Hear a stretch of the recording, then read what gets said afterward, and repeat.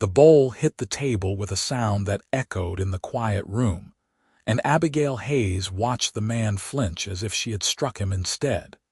James Dalton sat hunched at the corner table of her mother's boarding house, his shoulders rigid beneath a shirt that had been mended too many times.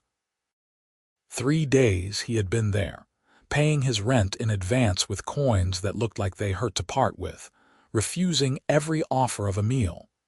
She had watched him grow paler, watched the way his hands trembled when he thought no one was looking. The other boarders whispered about him when he left the room. They said he was a cheat, a liar who had cost the Miller Ranch half their herd through a crooked cattle deal. They said he deserved whatever he got. Abigail set the spoon beside the bowl and walked away without speaking. Behind her, she heard nothing. No movement, no thank you, no sound of the chair scraping back in refusal. She climbed the stairs to her own small room and sat by the window, looking out at the snow that had been falling for days.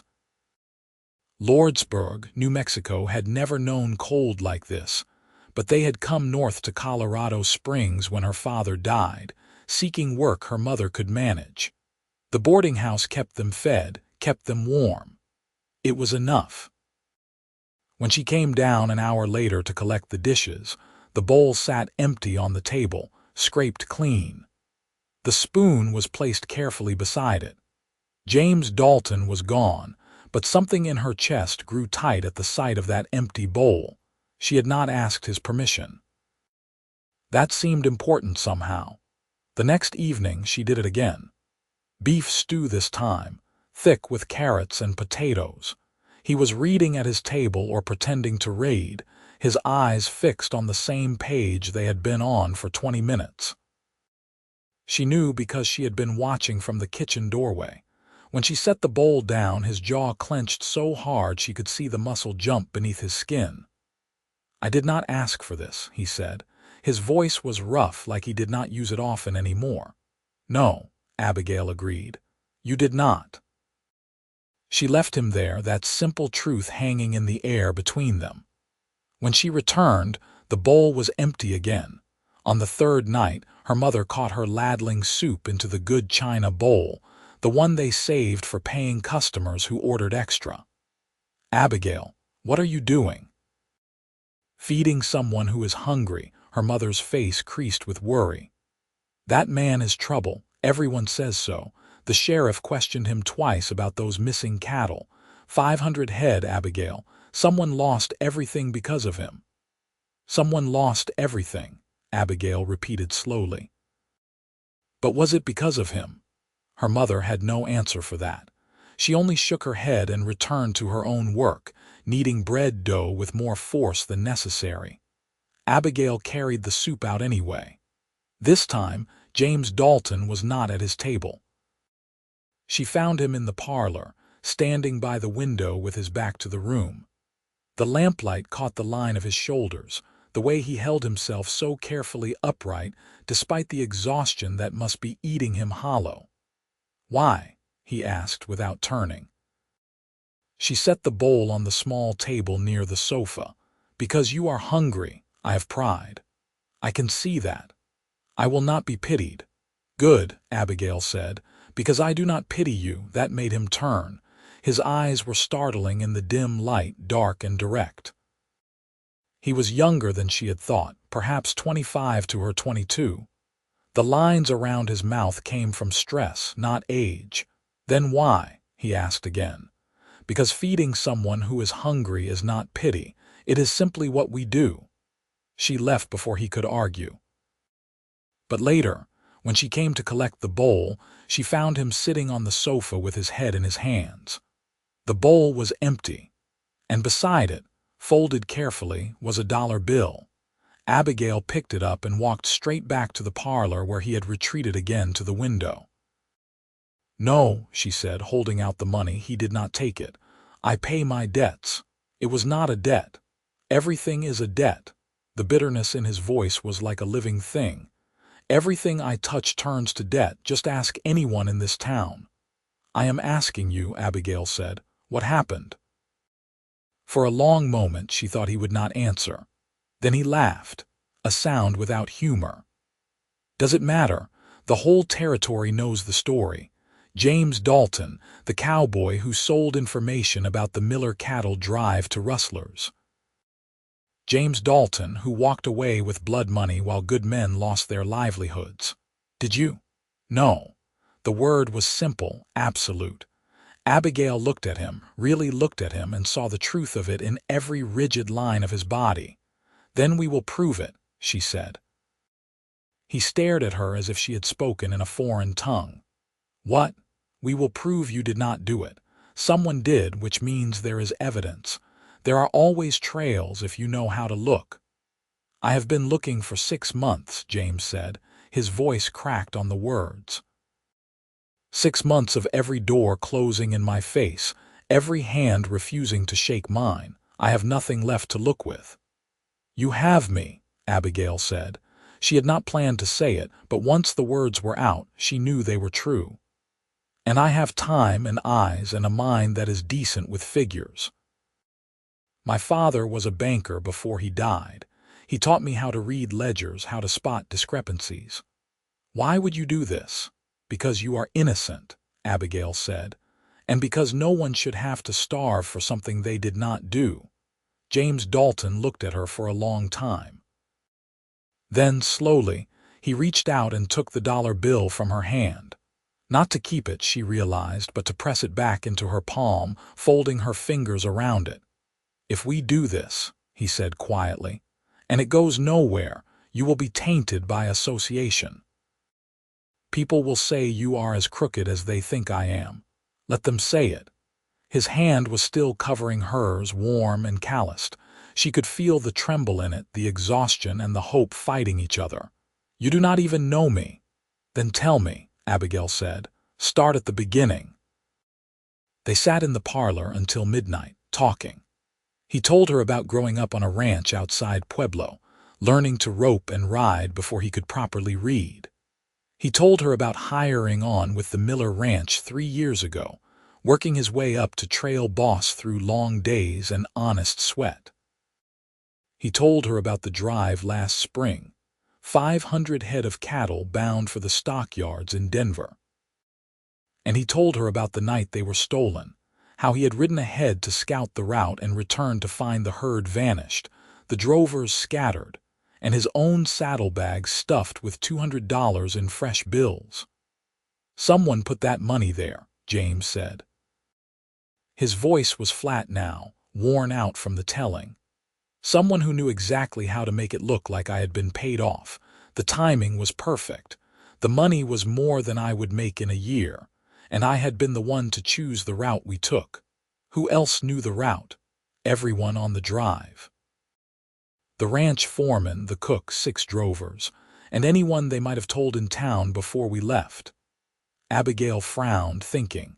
The money in your saddlebags, was it marked in any way, tracked? No, I took it to the sheriff, tried to show him it had been planted. He said it proved my guilt, not my innocence. What about the drovers?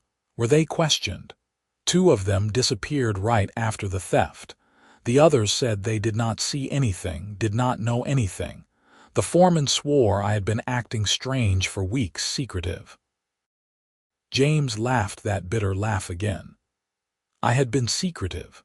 I was planning to propose to the foreman's daughter. I had been saving every penny, asking around about land prices, trying to figure out if I could afford to start my own place. All of it looked like guilt when the cattle vanished.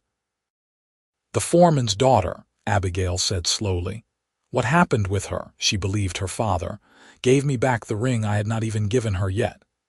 He rubbed his face with both hands. I do not blame her.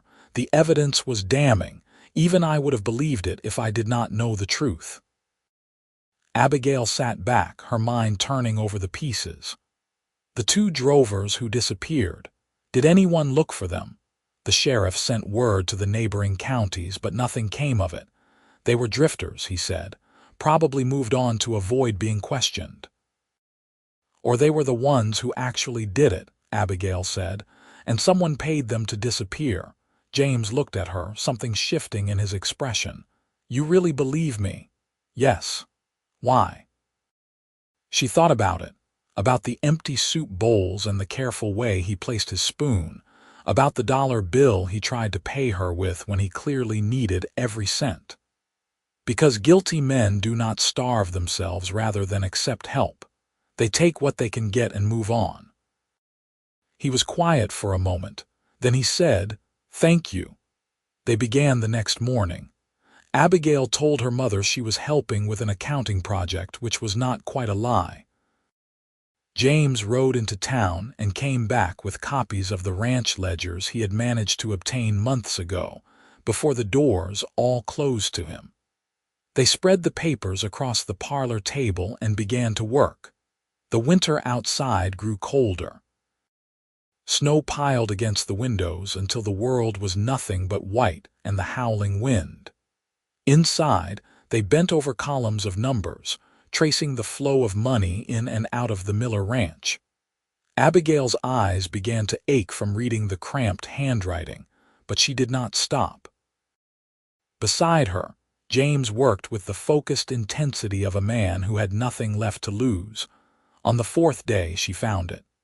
A discrepancy so small she almost missed it, buried in the records from 2 months before the cattle drive. A payment to a drover named Wesley Carson, marked as wages.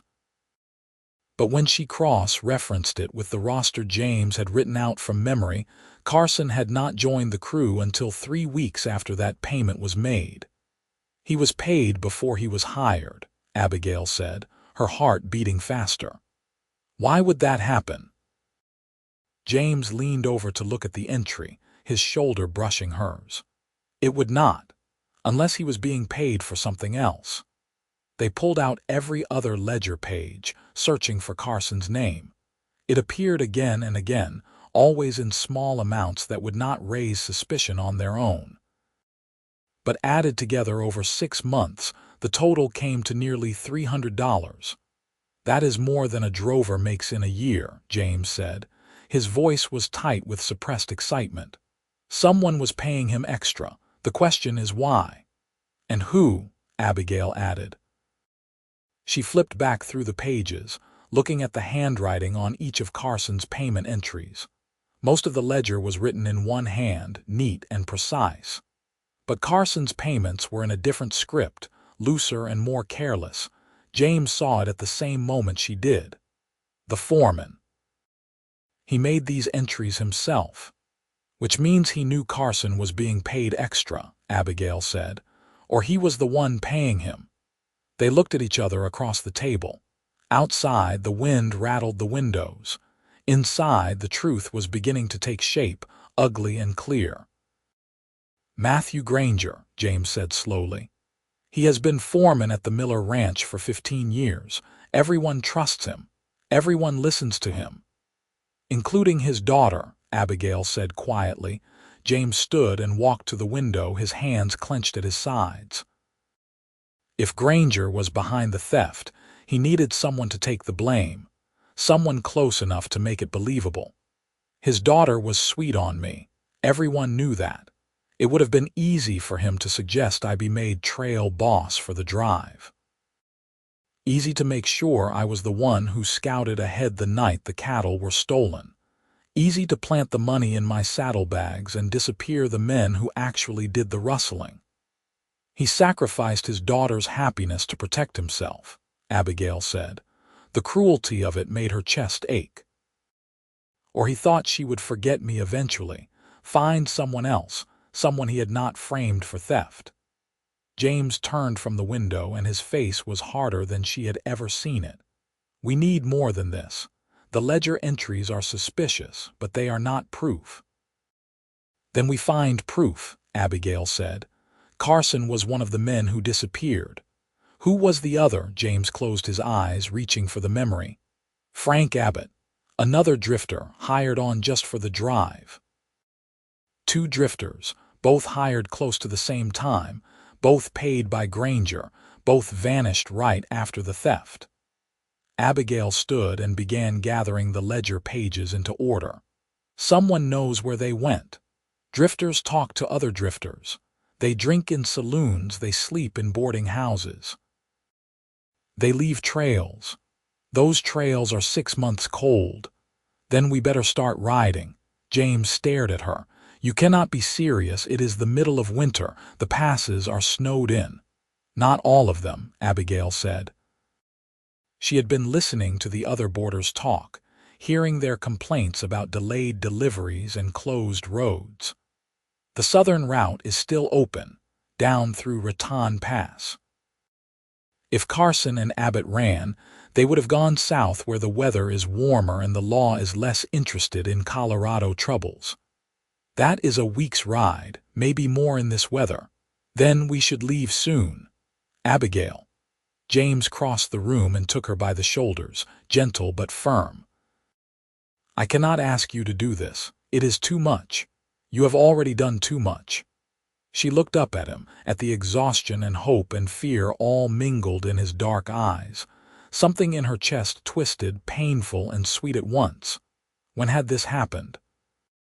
When had feeding him soup turned into this fierce need to see him vindicated, to watch the weight lift from his shoulders? You are not asking, she said. I am offering. Why? He asked for the third time since they met. But this time the question was different. This time he was not asking about the soup. Abigail took a breath.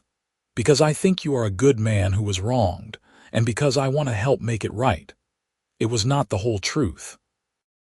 The whole truth was that she thought about him when she should be sleeping, that her heart jumped when she heard his footsteps in the hall, that the brush of his shoulder against hers while they worked over the ledgers made her skin feel too warm. But those truths were too new, too uncertain. So she offered him the part she could speak aloud and hoped it would be enough. James let go of her shoulders slowly. If we do this, we go carefully.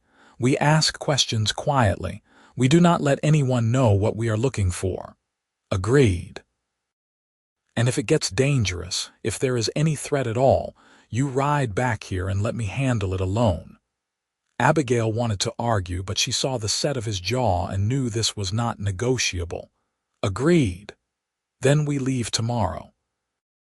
They told her mother they were traveling to Pueblo to research land records for the ranch. It was close enough to the truth that the lie did not sit too heavily. Her mother looked between them with knowing eyes, but only said to dress warmly and come back safe. The ride south was brutal.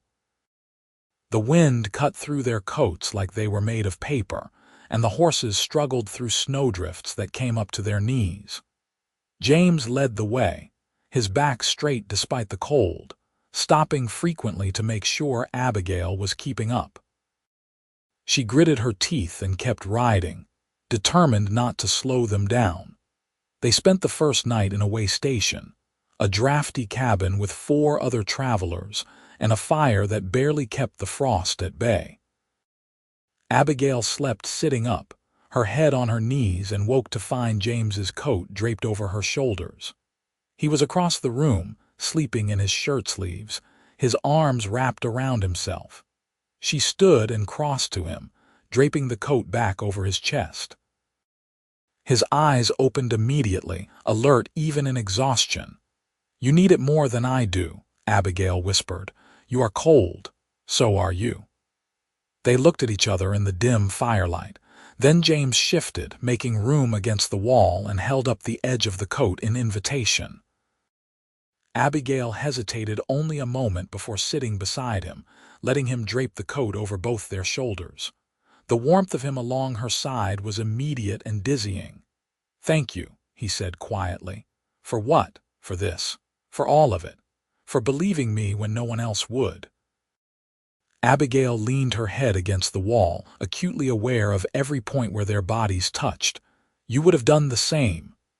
I do not know if that is true. I like to think so, but I do not know. His voice was raw with honesty. What I do know is that you are the bravest person I have ever met. I am not brave. I am just stubborn. She felt him laugh, a small vibration through his chest. Then I am grateful for your stubbornness. They did not speak again, but neither did they move apart. Abigail closed her eyes and let herself have this, the warmth and the closeness and the steady rhythm of his breathing. Tomorrow they would keep searching. Tonight, this was enough. The southern route was clearer, just as she had promised. They made better time once they reached the lower elevations, the snow giving way to frozen mud and then to the dry cold of New Mexico.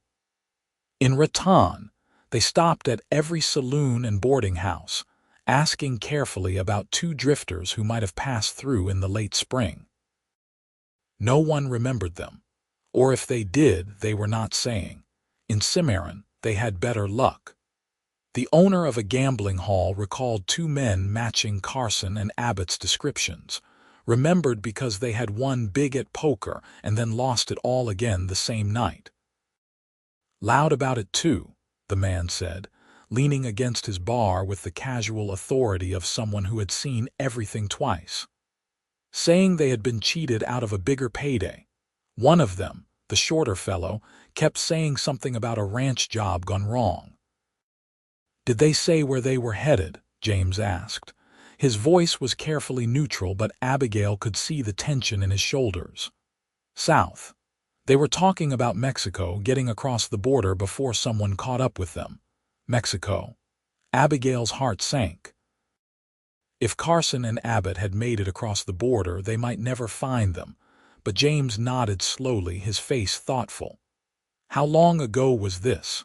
Oh, 6 months maybe, right around the time the aspens were turning. And they stayed here how long? Just the one night. Left the next morning, broke and hungover. They thanked the man and stepped back out into the street. The sun was setting, painting the buildings in shades of orange and gold. Abigail pulled her coat tighter against the evening chill. Mexico is a long way, she said. It is, James agreed. But they were talking about going there 6 months ago, which means they might not have made it yet, or they made it and came back. The border is not as final as people think. Where do we look next? He was quiet for a moment, thinking. Then he said, Santa Fe. It is on the way to Mexico, and it is big enough that 2 men could lose themselves for a while. If they were trying to wait out the attention from the theft, they might have stopped there. Santa Fe was another 3 days' ride. They pushed hard, stopping only when the horses needed rest. Abigail's body ached in places she had not known could ache, but she did not complain. Beside her, James rode with the focus of a man chasing his last chance at redemption.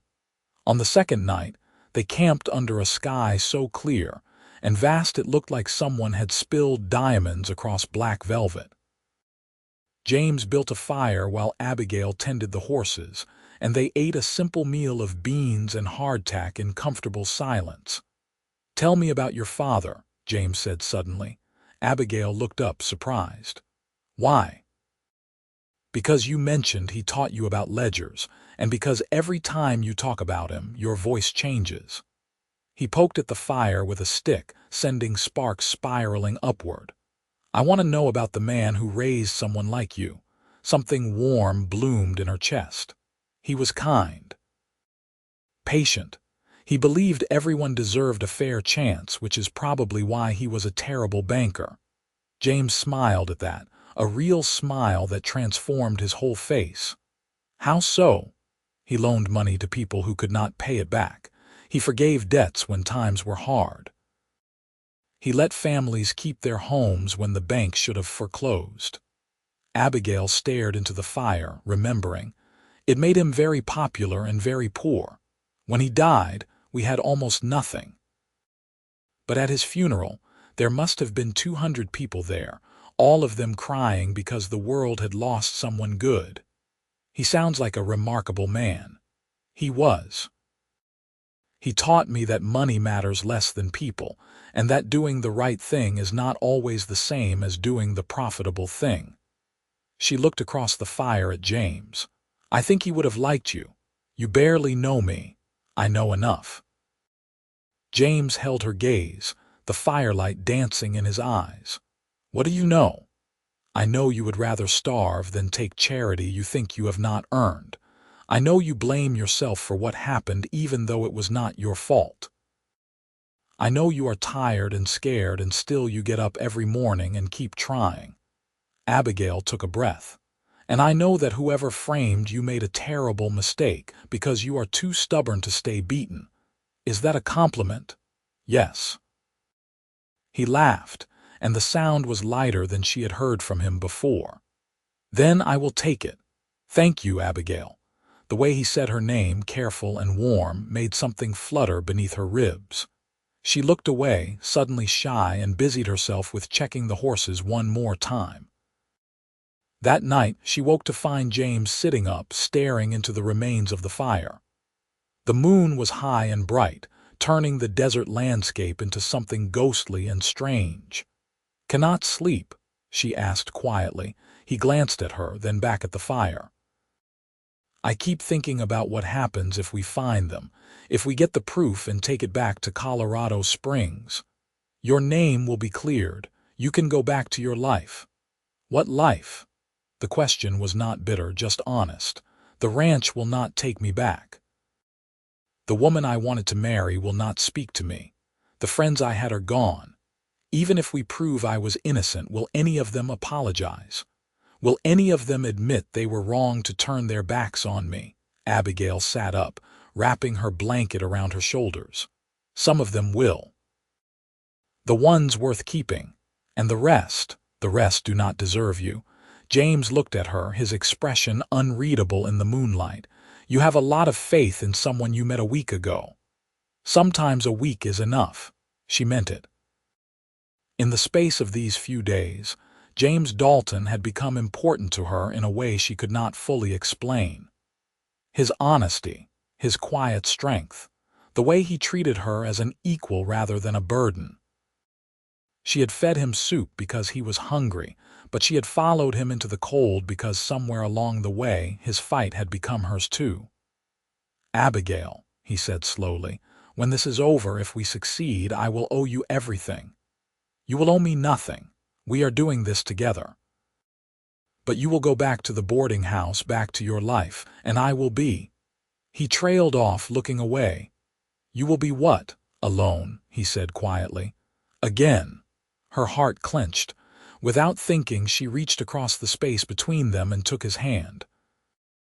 His fingers were cold from the night air, rough with calluses. They closed around hers carefully, as if he was afraid she might disappear. "You are not alone," Abigail said. "Not anymore."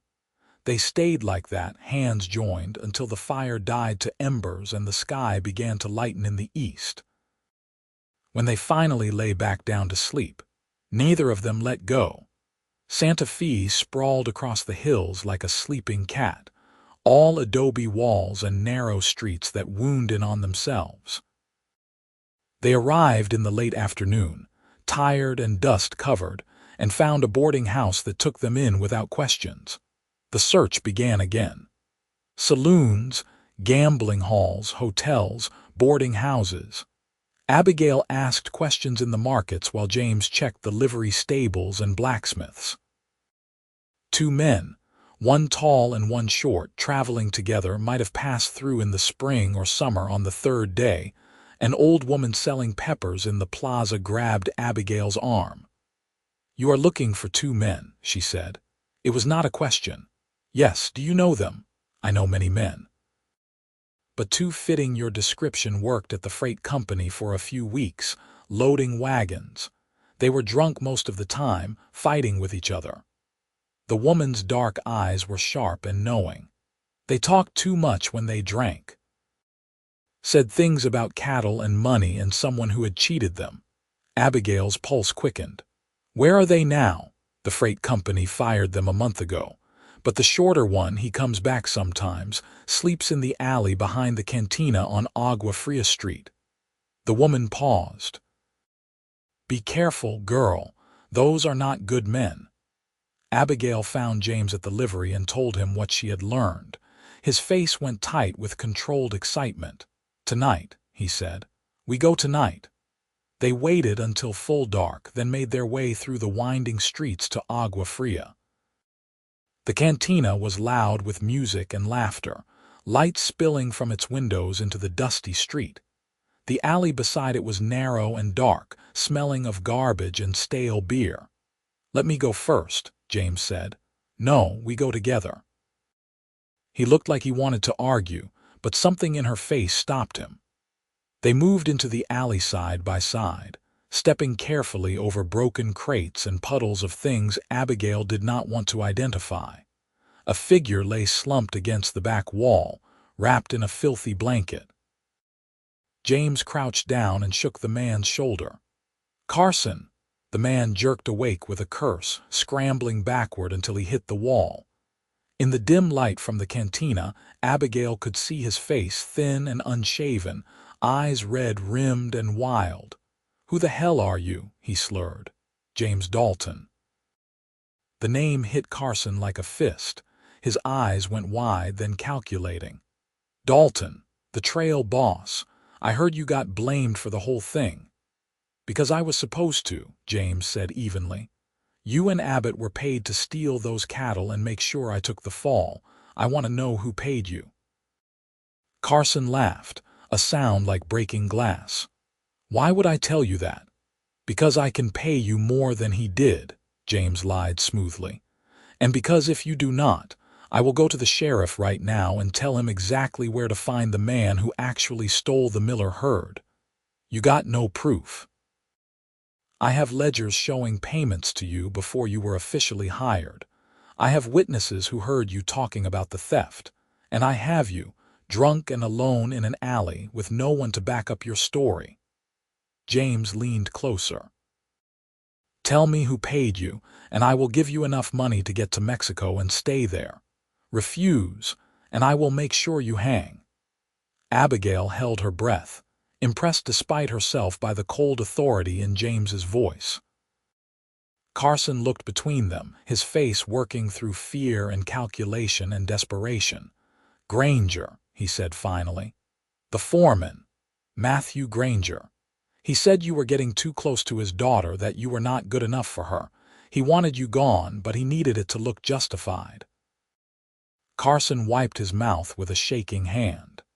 "He paid me and Abbott $500 to take the herd and make sure the evidence pointed to you. We were supposed to split the money and disappear. But Abbott got greedy, tried to get more out of Granger, and ended up with a knife in his back for his trouble." The casual way he said it made Abigail's skin crawl. "Granger killed Abbott, or had him killed. Same thing." Carson laughed again, that terrible broken sound. "I ran after that. Figured if Granger would kill Abbott for asking for more money, he would kill me for knowing too much. Been running ever since." "You will testify to this," James said. "It was not a question. The hell I will. Granger will kill me.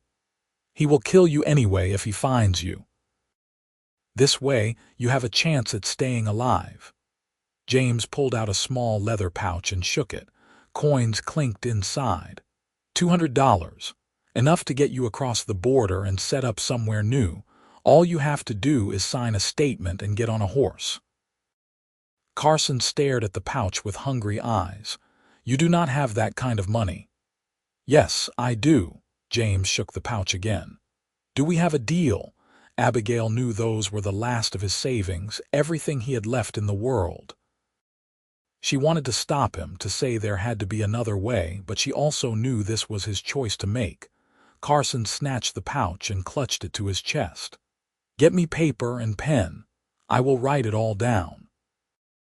They found a lawyer the next morning, a gray-haired man with shrewd eyes who listened to their story and read Carson's signed confession with growing interest. He asked pointed questions, checked the dates against records he pulled from his files, and finally nodded. "This is solid," he said. "With the ledgers and the testimony, you have enough to reopen the case. I will draft a formal complaint and send it to the sheriff in Colorado Springs with my recommendation." "How long?" James asked. "A week, maybe 2 for the legal machinery to turn. But I think you will have your name cleared, Mr. Dalton." The lawyer looked at him over his spectacles. "And I think Mr. Granger will have some difficult questions to answer." They rode back north with the weight of the world lifted from James's shoulders. Abigail could see it in the way he sat straighter in the saddle, the way his eyes held light again instead of shadows. They talked more on this journey, about small things and large ones, about the future that had seemed impossible a week ago. "I do not know if I want to go back to ranching," James said as they crossed into Colorado. "Not after everything that happened." "What would you do instead?" "I have been thinking about that. There are people like Carson out there, people who are one bad choice away from ruin. And there are people like me, who get blamed for things they did not do because the real culprits are clever and well-positioned." He was quiet for a moment. "Maybe I could help them. Investigate, find the truth, make sure justice actually happens." "You would be good at that," Abigail said. The idea of it felt right, felt like it fit him. "I would need a partner," James said, not looking at her. "Someone with a head for numbers and a talent for asking the right questions." Her heart jumped. "Are you offering me a job, Mr. Dalton?" "That depends. Are you interested?" Abigail smiled. "Very."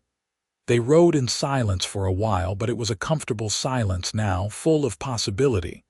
When they stopped to rest the horses, James helped her down from the saddle, his hands lingering at her waist. "Abigail," he said quietly, "I need to tell you something." "All right. When this started, when you first brought me that soup, I was angry. Angry at the world, angry at fate, angry at myself for being in a position where I needed help at all." He took a breath. "But you did not care about my anger. You just kept showing up, kept feeding me, kept believing in me even when I had stopped believing in myself." "James, let me finish, please." His hands tightened slightly at her waist. "Somewhere along the way, between the soup and the ledgers and the long cold rides, you became the most important person in my world. I do not know when it happened exactly. But I know that when I think about the future now, I cannot picture it without you there." Abigail's breath caught. "What are you saying?" "I am saying I love you," James said simply. "I am saying that you saved my life, not by proving my innocence, but by making me want to live again. And I am saying that if you will have me, if you think you could ever feel the same way, I would like to spend the rest of my life making you as happy as you have made me." She looked up at him, at this man who had been a stranger 2 weeks ago and was now everything. "I fed you soup. You fed me soup when I was too proud to ask, and I swallowed my pride along with it because you made me want to be someone who could accept help, someone who could accept love." He touched her face gently, his palm rough and warm against her cheek. "I will never forget that, never forget you." Abigail leaned into his touch, her own hand coming up to cover his. "I love you too. I have been falling in love with you since you ate that first bowl and left the spoon so carefully beside it, since you tried to pay me with money you could not afford to lose, since you chose truth over comfort, every single time."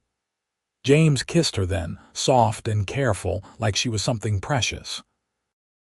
Abigail kissed him back with all the feeling she had been holding inside, all the hope and faith and fierce protectiveness that had driven her to follow him into the cold. When they finally pulled apart, they were both smiling. "So," James said, "partners in investigation and in life." "Partners," Abigail agreed. "In everything." The legal process unfolded exactly as the lawyer had predicted. The sheriff in Colorado Springs reopened the case, brought Matthew Granger in for questioning, and within days the whole story had unraveled. Granger confessed, trying to paint himself as a concerned father who had made a terrible mistake. The judge was not sympathetic. Granger was sentenced to 10 years for theft and conspiracy, and the Miller Ranch issued a formal apology to James Dalton. They came to him then, all the people who had turned their backs. The ranch owner offered him his job back with a raise. Former friends wanted to buy him drinks, to tell him they had always suspected Granger, had always known James was innocent. The woman he had once wanted to marry sent him a letter, full of tearful apologies and hints that perhaps they could try again. James burned the letter without finishing it. "I do not want any of it," he told Abigail. They were standing in her mother's parlor, the same room where she had first brought him soup. "The job, the apologies, the chance to go back to the way things were, I do not want it." "What do you want, you?" he said immediately. "A life with you. And maybe that boarding house we talked about, the one where we never turn anyone away hungry." Abigail's mother chose that moment to walk in, carrying a tea tray. She looked between them, taking in their joined hands and the way they stood close together, and smiled. "I suppose you will be wanting to get married then," she said, setting down the tray. "Yes, madam," James said, "if you will give us your blessing." "You have it. You have had it since the first night I saw you eat my daughter's soup like it was the finest meal you had ever tasted." She poured 3 cups of tea and handed them around. "Now then, tell me about this boarding house." They were married in the spring, a small ceremony with just Abigail's mother and a few of the other boarders as witnesses. James wore a new suit that fit him properly, and Abigail wore her mother's wedding dress, altered to fit her smaller frame. When the justice of the peace pronounced them husband and wife, James kissed her like he had been waiting his whole life to do it. The boarding house they bought was in a little town south of Santa Fe, far enough from Colorado that James's past would not follow them, but close enough that they could visit Abigail's mother regularly. It was a sprawling adobe building with a wide courtyard and rooms enough for 20 guests. They painted the walls warm colors, hung cheerful curtains, and put a sign out front that read "Dalton House, Travelers Welcome." They opened in the summer of 1880 and word spread quickly. The Daltons did not turn anyone away, no matter how empty their pockets. If you could not pay, you worked, helping with chores or repairs. If you could not work, you were fed anyway. James had a talent for reading people, for knowing who was running from something real and who just needed a second chance. Abigail kept the books with the same careful attention she had used to find the discrepancies in the ranch ledgers, making sure they stayed afloat even while being generous. On quiet evenings, they would sit in the courtyard together, watching the sunset paint the desert in shades of orange and gold. James would tell her about the guests, their stories and struggles, and Abigail would offer her thoughts, her insights. They worked together as naturally as breathing, 2 halves of a whole. "You ever regret it?" James asked one night. They had been married for 6 months and the boarding house was thriving, giving up the chance for a quieter life. Abigail looked at him, this man she had fed soup to when his pride said no, this man who had swallowed both his pride and the soup and changed both their lives. "Not for a single moment." "Good," James said, pulling her close. "Because I intend to spend the next 50 years making sure you never do." The years unfolded gently. They ran the boarding house with joy and dedication, building a reputation throughout the territory as a place where anyone could find refuge. The guests came and went, each one leaving their mark, each one carrying away the memory of warm beds and hot meals and 2 people who genuinely cared whether they succeeded or failed. James never went back to ranching, never tried to reclaim the life that had been taken from him. He had found something better, something that fit him in ways the old life never had. And Abigail, who had grown up watching her father sacrifice profit for kindness, discovered that she had inherited not just his principles but his joy in living them out. They did not have children, but they never felt the lack. The boarding house was always full of people who needed them, and that was enough. More than enough. On their 10th anniversary, James took Abigail to the same spot in the courtyard where they had married. The desert night was clear and cool, stars scattered like silver dust across the black sky. "I wrote you something," he said, pulling out a folded piece of paper. "You did? I am not good with words, not the way you are, but I wanted to try." He unfolded the paper, cleared his throat, and read. "10 years ago, you fed me soup when I was starving, not just for food, but for hope. You gave me back my name, my future, my life. But more than that, you gave me something to live for. Every day with you is a gift I do not deserve, but will spend forever being grateful for. You are my partner, my best friend, my home. Thank you for loving me when I had nothing to offer but pride and stubbornness. Thank you for seeing who I could be when I could only see who I had been. Thank you for every bowl of soup, every long ride, every quiet evening in this courtyard we built together. I love you more today than I did yesterday, and I will love you more tomorrow than I do today. That is my promise for all the years we have left." Abigail was crying by the time he finished, happy tears that she did not bother to wipe away. "That was beautiful." "It is true," James said, folding the paper and tucking it into her hands. "Every word." She kissed him there under the stars, tasting salt and sweetness and the decade of love they had built together. When they finally pulled apart, she smiled up at him. "I would do it all again," she said. "The cold rides, the search, all of it. 1,000 times over I would do it again.